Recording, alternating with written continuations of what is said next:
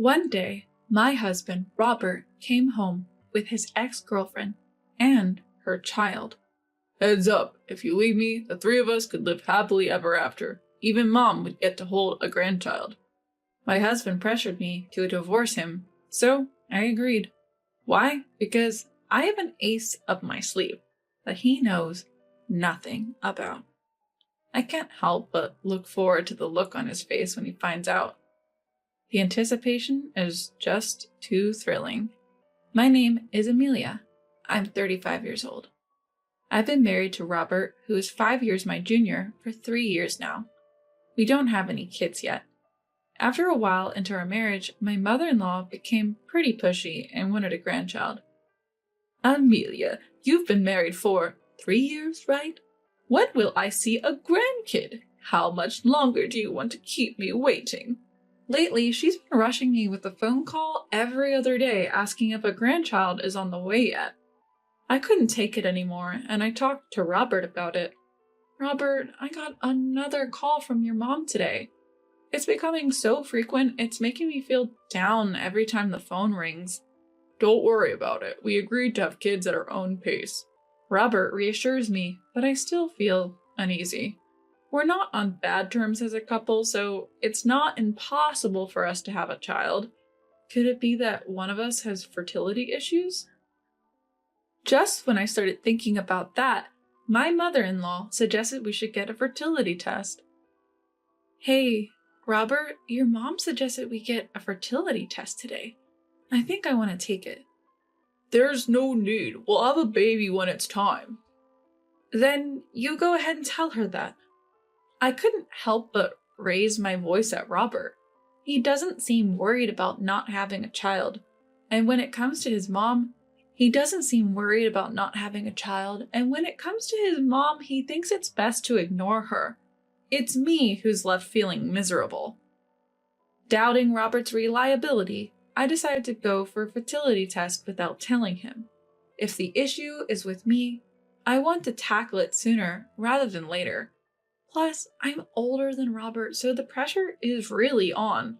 To cut to the chase, my test results were fine, so maybe the issue is on Robert's end. So, Robert, about that fertility test we talked about the other day? When I bring it up, Robert doesn't even try to hide his irritation. Really? This again? Haven't I told you I'm sick of hearing baby, baby? Makes me not even want to try for a kid. Let's drop it, okay? Robert shuts down, not willing to hear me out. All I wanted to do was share the test results. Why is he so angry? I don't want this tension hanging over our relationship. Ultimately, I decided to keep the test results from Robert. Ignoring my feelings, my mother-in-law calls. Amelia, what's happening with having kids? I hate to say it, but at your age, your window is closing fast. Could it be your age that's the problem?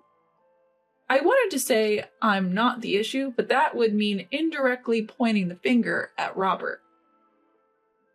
That would surely get back to him. So I hold my tongue, enduring her remarks. Even Robert knows I'm looking forward to grandchildren, so why did he marry an older woman who can't have kids? My mother-in-law, convinced I'm the problem, won't stop nagging. Her complaints are now seeping into Robert as well. Robert, can you please tell your mother to stop talking about babies? It hurts to be talked about like that when I want kids too. Not only has mother-in-law been bad-mouthing me, but now even Robert is starting to blame me. Well, Mom has a point. My friends were saying at the reunion that it's harder to have kids with an older wife. Robert now firmly believes I'm the issue, swayed not just by his mom, but also old classmates. At this point, there's no way I can ask him to get tested. Eventually, every time he goes to his parents' house, he starts ridiculing me alongside mother-in-law. Today, once again, mother-in-law speaks loudly enough for me to hear. Why did you choose an older woman, Robert? I thought for sure you'd marry Isabella from college. She's the same age and looks healthy. You'd probably have a grandchild or two by now. Robert responds with a laugh. Seriously, if I'd known Amelia couldn't have kids, I never would have married her. I really picked the wrong person, huh? Ever since then, my trust in Robert dwindled. Whenever we were together, I couldn't help but give him the cold shoulder. As a result, Robert started coming home less and less. I don't need dinner tonight. Got it. It seemed Robert was hanging out with his old friends almost every night. But eventually, whether he got tired of it or ran out of spending money, he stopped going out at night altogether. So, you're not going out drinking anymore? Annoyed, he replied. So what? Does me being home bother you or something? Not at all. I was just thinking it's nice for a married couple to share meals. Even though the pressure from my mother-in-law was persistent, I started to feel that growing old together was enough, even if we couldn't have children. That's why I started treating Robert better and making the most of our time together. However, Robert started going out again on weekends. In our college days, sudden invites were frequent, but those calls had ceased lately. If he starts coming home late again, that's gonna suck. As I waited for him to come back, what actually happened was far worse. Robert came home with a woman and a baby. Who's this? She's an old classmate, Isabella. Isabella was, if I remember correctly, Robert's college girlfriend that my mother-in-law mentioned. Why on earth would she be here? And she's holding a baby. Could it be they had a fight? Please divorce Robert. Excuse me? I looked at Robert and he looked more serious than I'd ever seen him. I had a bad feeling about this. Amelia, hear me out. I've decided to start over with Isabella. What do you mean? I met her again at last year's reunion, and I realized she's the one I truly love. She's pregnant with my child. Your child? Robert, you can't be serious. It's true, but Isabella knew I was married, so she initially planned to raise the child on her own and gave birth in secret. Robert looked at Isabella with love. So why bring this up now? Isabella humbly replied, After seeing my child's face, I just wanted a normal life for them. I didn't want them to grow up as a single mother's child, but to be loved by both parents. How selfish. I get it. It's selfish, Amelia. I'm sorry for taking Robert away from you, but this child really needs a dad. Amelia, that's how it is. Then Robert chimed in. Look, I've always wanted a kid too. Everyone wins if you just let me go. So will you divorce me? I'm not the one who can't have kids. I forgave all his past wrongs and committed to our life together, and now this? Something inside me snapped. Fine. I agreed to the divorce. By the time I realized it, the words were out of my mouth. Hearing that, Robert leaned in, looking pleased. Thanks. I knew you'd understand, Amelia. So when can you move out? It seemed they couldn't wait to kick me out and start their new life in this home. How utterly self-centered. If that's what you both want, I can leave immediately, but I have a condition. You both have been dating since last year, right? You're aware that you're cheating.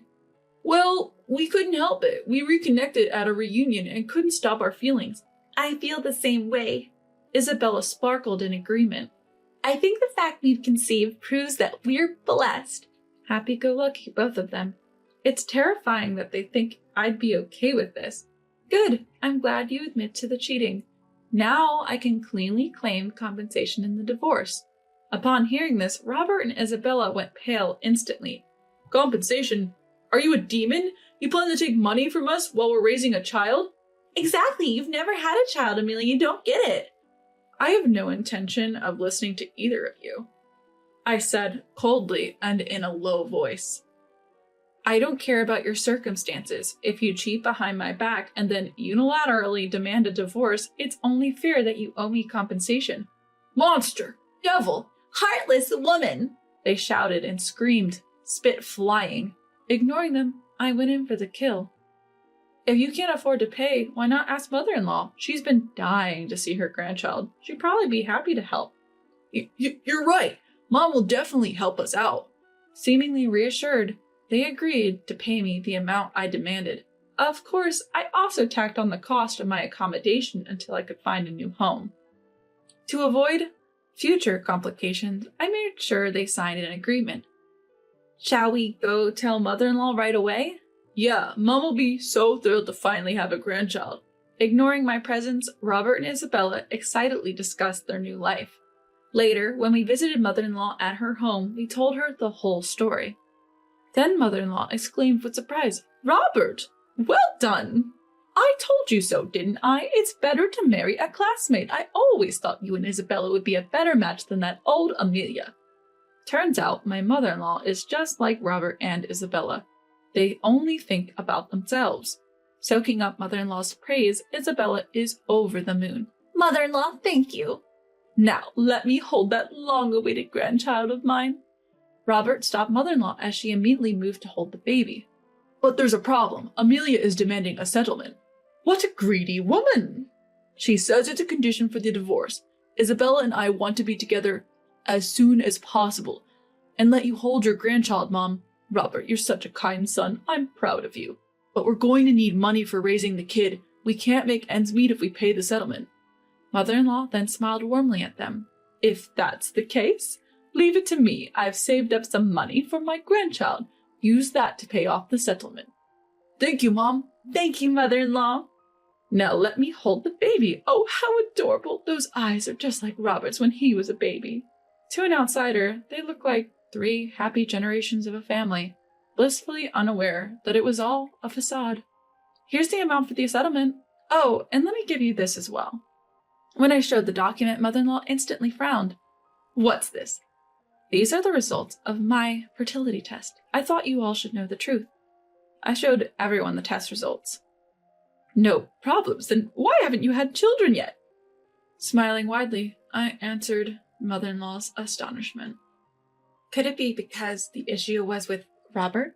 "What are you talking about? He clearly can have kids, right, Isabella?" Yes." Isabella was visibly flustered. For the clueless people, I gave another hint. "When did Robert reunite with Isabella at the reunion?" It was last year, so about 6 months ago." Mother-in-law pulled out an invitation postcard from the drawer. "Yes, indeed, 6 months ago. Wait." It seems mother-in-law finally caught on. "Hold on. You guys met again at the reunion, right?" "Yeah, it was the first time we had reunion in like 10 years or more. And yet Isabella has already given birth. The timing doesn't add up." Sensing that she's been caught by her mother-in-law, Isabella starts making excuses. "Oh, well, this baby was born much earlier than his due date." "How many months old did you say he is?" To mother-in-law's question, Robert proudly responds, "He's just 1 month old. He's going to get cuter and cuter." Then mother-in-law says with a stern face, "So that means he was in Isabella's belly for less than 5 months?" "What? Isn't that how pregnancy works?" "Don't be ridiculous. Pregnancy lasts 40 weeks, which is basically 10 months. A baby being in the womb for only 5 months doesn't make sense." Mother-in-law, filled with anger, confronts Isabella. "What is going on here, Isabella?" Realizing she can't talk her way out of this, Isabella finally comes clean. "Fine, the truth is the baby isn't Robert's, but at this point, who cares? He's a cute baby. Doesn't that count for something?" Hearing this, mother-in-law shouts at Isabella, "Don't joke around. What I want is Robert's child, my own flesh and blood. I will never accept a child from some stranger." Robert seems to finally grasp the situation. "Isabella, you lied to me? You said we were soulmates, that God gave us this baby." Enough of this. I'll tell you the real story." Isabella starts to speak her mind.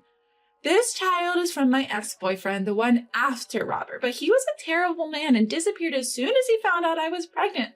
That's why I was looking for a new dad for him at our reunion." "You're kidding."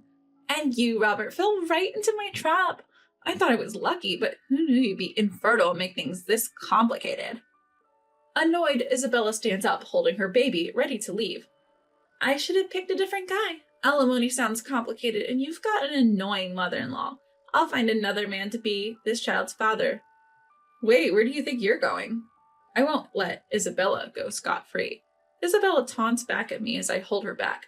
"What? If I break up with Robert, then I'm not involved anymore, right? Just go on with your life, or maybe you two should just reconcile quickly." It's too late for that. Because of you, I have no intention of reconciling with Robert. You stole another woman's husband. You'll have to pay the price. The price? I thought Robert's loving, kind mother would cover the alimony. Do you want more money or something? Just as expected, my mother-in-law immediately rejected the idea. No way! Why would I pay any compensation? That child isn't even my grandchild. Even Robert and Isabella started to panic. Mom, you said earlier you'd help us. Yeah, Auntie, you said you had savings. My savings are for my grandchildren, not some random kid. You two better figure this out yourselves. I can't afford to pay $10,000 or $30,000. Too bad. I've got a signed agreement. Then Robert tried to sweet talk me. Look, Amelia, we've been doing just fine without kids. Can't we just start over? I already told you, I have no intention of starting over with you. If you fail to pay, I'll take legal action. You can't be serious. We've been doing well so far. Who ruined that? You did. Before I knew it, I was yelling at Robert. I thought even if we couldn't have kids, we'd still be happy together. But you listened to your mom, cheat on me, and the kid isn't even yours? You're pathetic. Then can't we just be happy from now on? Shut up! I will never get back together with you. Go live your life with your dear mother. You and I are now strangers. Amelia, you can't be serious. Ignoring his pleas, I left Robert's family home. I'll never come back here. I quickly packed up my things and moved out. Robert doesn't know where I'm going, so I'll never have to see his face again. Soon enough, I started a new life in a rented apartment. Maybe it was the mention of legal action, but Robert and Isabella did end up paying the compensation. I didn't have to worry about money. I have no idea what became of them. The payments came from separate accounts, so they must have broken up. As for whether Robert remarried, I don't know, but it's certain he still has no kids. His mother will likely never hold a grandchild or use her savings. It does make me feel a bit sad for her. A year after leaving Robert, I was proposed to by a coworker. We now have 2 children, and our family of 4 is happily living life. From here on out, I plan to fully enjoy this newfound happiness with my family.